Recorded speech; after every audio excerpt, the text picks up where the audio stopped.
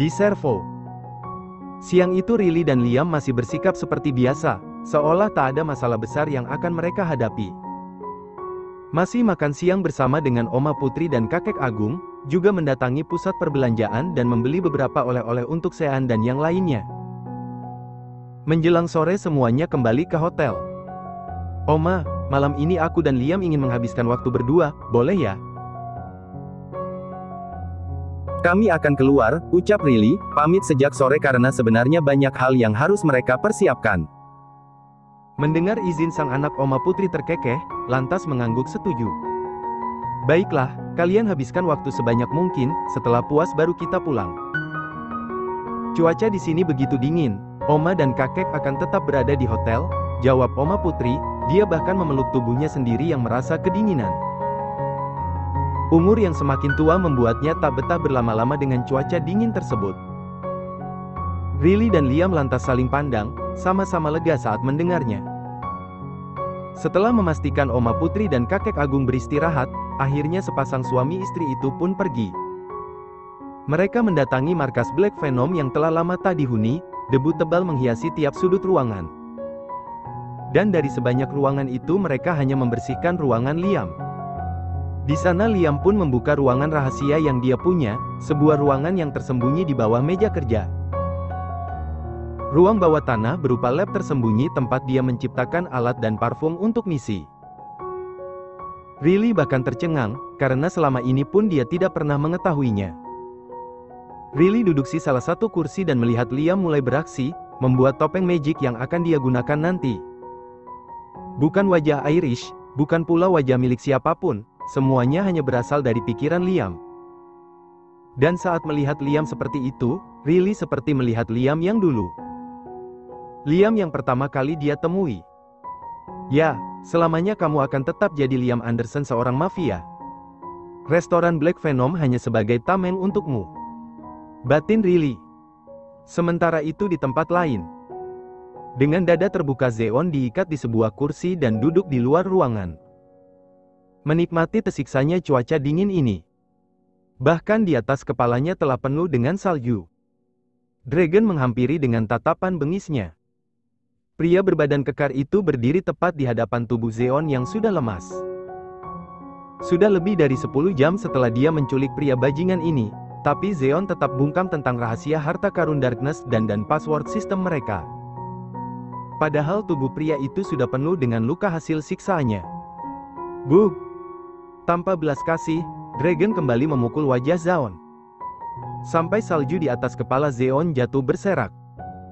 Para anak buah Dragon yang melihat adegan itu pun tertawa, hanya tinggal menunggu waktu kekuatan mereka akan bertambah semakin besar. Cuh! Zeon meludahkan darah yang terkumpul di dalam mulutnya. Katakan, di mana semua harta itu kau simpan? Tanya Dragon. Zeon tak punya cukup kekuatan meski hanya untuk menjawab, dia hanya bisa menunjukkan senyum miring. Namun senyum itu sudah mengartikan semuanya, bahwa sampai kapanpun Dragon tak akan bisa mendapatkan apa yang dia mau. Baiklah, sepertinya aku harus menggunakan cara yang terakhir. Kulihat adikmu itu sangat cantik, akan sangat menyenangkan ketika menggunakan dia di cuaca seperti ini, ucap Dragon, lalu tertawa kuat. Sementara senyum miring Zeon, seketika lenyap. Zen. Batin Zeon, terucap satu kata, nama sang adik. Selama ini Zena telah hidup tenang jadi seorang guru di pinggir kota. Namun karena harus mengurus dia, Zena jadi tertarik-tarik ke dalam dunia gelap ini. Aku mohon Tuhan, jadikan mimpi itu nyata. Batin Zeon lagi. Seumur hidup ini adalah doa yang pertama kali dia buat. Tak tahu harus memohon pada siapa lagi selain satu nama itu, Tuhan. Selama ini Zeon bermimpi bahwa Zena telah berada dalam lindungi Liam. Bahkan adik perempuannya itu akan segera menikah dengan Franz. Di akhir yang dia ingat Franz akan datang menemui sang adik. Zeon tidak sadar, bahwa semua itu sebenarnya nyata. Apa yang baginya mimpi adalah apa yang dia dengar selama koma. Satu yang diyakini oleh Zeon saat ini, nyawanya dan nasib Zena tetap tidak akan aman, bahkan setelah dia mengucapkan kode dan password, serta di mana letak harta karun itu. Dragon pasti akan tetap membunuhnya dan Zena masih akan tetap terancam dari pria bengis itu. Jadi keputusannya untuk tetap bungkam adalah yang terbaik. Liam, aku mohon, datanglah. Batin Zeon. Jer. Bawa Zena ke hadapanku. Titah Dragon. Bahkan setelah tawanya mereda, dia masih tak mendengar Zeon bicara. Kepalanya mendidih, jika tidak ingat kekuatan yang akan dia dapat dari pria ini, sudah sejak tadi dia habisi Zeon. Selama ini Dragon hanya menggunakan kelicikan dan kekuatan fisik mereka untuk menguasai wilayah. Dragon tak sebesar Darkness dan Black Venom yang bahkan sampai memiliki sistem untuk meretas banyak data. Dua kelompok besar telah hancur, karena itulah dia mengambil kesempatan untuk bisa berkuasa. Baik bos. Jawab Jerome, dia dan 5 anggota Dragon yang lain segera pergi dari sana. Dengan tertawa mereka segera berlari menuju keberadaan Zena saat ini, jika tidak di rumah sakit maka jelas di rumah wanita cantik itu. Bukankah kita akan menikmati tubuhnya juga setelah bos? Hahaha, keenam pria itu tertawa dengan begitu keras. Di tempat lain, Zena tetap bersikukuh ingin melaporkan masalah ini ke polisi, tapi Franz tidak setuju. Dia merasa masalah ini bisa mereka selesaikan sendiri. Sepasang kekasih itu berselisih di depan rumah sakit. Lepas. Aku akan pergi sendiri. Sentak Zena dengan kuat, namun sekuat apapun dia berusaha tetap saja tak bisa melepaskan cekalan Franz di tangannya. Zena tak bisa menunggu, tanpa Franz dia berniat melaporkan ini semua pada pihak polisi. Kamu tidak benar-benar memperdulikan kakakku, sejak tadi kamu hanya diam dan entah menunggu apa, ucap Zena lagi, di antara rasa putus asa yang mulai menguasai jiwa. Franz memang sekarang hanya menunggu seluruh anggota Black Venom untuk berkumpul lalu menyerang bersama. Franz tidak bisa bergerak sendiri, justru hanya akan menambah banyak masalah. Percayalah padaku Zen, seluruh anggota Black Venom akan datang, setelah itu kita baru bergerak. Kapan? Kapan mereka akan datang? Menunggu Kak Zeon mati? Hah? Seperti itu? Bentak Zena, dia benar-benar frustasi. Pikirannya sudah melayang kemana-mana, tidak tenang. Dan Franz sungguh tak ingin mereka berdebat seperti ini, lantas tanpa menjawab apapun disegera menarik tangan sang kekasih untuk mengikuti langkahnya, pergi dari sana, menuju markas Black Venom sesuai instruksi Tuan Liam. Lepas. Aku tidak mau ikut denganmu. Lepas. Pekik Zena, dia bahkan sekuat tenaga menahan kakinya agar tidak beranjak. Lepas. Tanpa aba-aba, Franz pun menggendong Zena di pundaknya. Hia, lepas. Dan Franz tidak mendengarkan, dia segera menghentikan taksi dan membawa Zena pergi. Supir taksi tersebut awalnya ragu, namun saat mendengar sang pria bicara dia baru melaju. Dia adalah istriku, ucap Franz.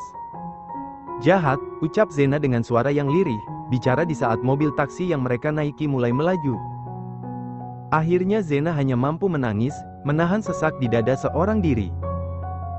Franz yang dia kira bisa jadi sandaran dan penolong dalam keadaan ini nyatanya tak berguna, justru membuatnya hilang kesempatan untuk menemukan sang kakak lebih cepat. Selama ini Zena memang tidak tahu tentang Darkness dan Black Venom, dia hanya tahu kakaknya bekerja di kota. Franz pun selama ini hanya mengaku sebagai teman Zeon, sedikit pun tak mengangungkit tentang dunianya yang kelam. Dia pikir masa lalu tak akan menghantuinya lagi, lalu hidup untuk hari ini dan masa depan saja. Tapi ternyata di dunia ini tak ada rahasia yang bisa tersimpan rapat, akan ada masanya semua rahasia itu terkuak. Dan dalam keadaan seperti ini, mau tak mau Franz pun harus menjelaskan semuanya, siapa dia, siapa Zeon dan siapa Black Venom. Mendengar tangis Zena tersebut, Franz hanya mampu membuang nafasnya dengan kasar. Entah berapa menit mereka berada di perjalanan, sampai akhirnya tiba di sebuah mansion yang nampak tak berpenghuni. Apa yang kamu lakukan, Franz? Kenapa mengajakku ke tempat seperti ini? Lepas. Pekik Zena, mulai takut dengan apa yang akan dilakukan oleh Franz padanya. Dan tak ingin Zena makin berontak, akhirnya dengan terpaksa Franz memukul tengkuk Zena sampai gadis itu kembali jatuh pingsan di dalam dekapannya. Di dalam mansion, akhirnya Franz bertemu dengan sang bos, Riley dan juga Denzel yang sudah lebih dulu tiba. Denzel baru saja mengumpulkan sisa senjata yang mereka punya. Ini adalah kali pertama pertemuan Riley dan Xena, sangat terkejut saat melihat Xena tak sadarkan diri di gendongan Franz. Apa yang terjadi padanya? Tanya Riley cemas. Dia baik-baik saja, hanya pingsan, jelas Franz. Astaga. Riley sampai tak bisa berkata apa-apa, sudah pingsan seperti itu tapi Franz malah menjawab semuanya baik-baik saja. Tuan, apa masih ada obat tidur? Suntikan kepada Xena, pinta Franz pula pada sang bos. Riley makin tercengang dan lebih tercengang lagi saat dilihatnya sang suami yang mengangguk, tidak menyalahkan Franz akan hal itu. Suntiklah, ini akan membuatnya tertidur sampai besok sore, pasang infus agar dia tidak kekurangan cairan, terang Liam. Riley sungguh tercengang, dia tersenyum dengan bibir yang terbuka. Kaget saat melihat Franz begitu fasih menyuntik Xena dan memasang infus tersebut. Aku tidak akan mengampuni kalian jika memperlakukanku seperti itu, ucap Riley dengan tegas, ucapannya penuh dengan penekanan. Bukan hal yang tidak mungkin jika tiba-tiba Liam dan semua orang memperlakukannya seperti Xena. Membuatnya tak sadarkan diri hingga pada akhirnya tidak mengikuti perang itu. Kalau begitu tetaplah siaga, jangan lengah sedikit pun, balas Liam pula, bahkan bersikap seolah-olah sedang menakuti sang istri, dia menunjukkan jarum yang saat ini sedang dipegangnya. Riley lantas menatap dengan sangat tajam, tak ada sedikit pun cinta yang ditunjukkan dari sorot matanya tersebut. Dalam keadaan seperti ini, mereka berdua tidak terlihat seperti sepasang suami dan istri.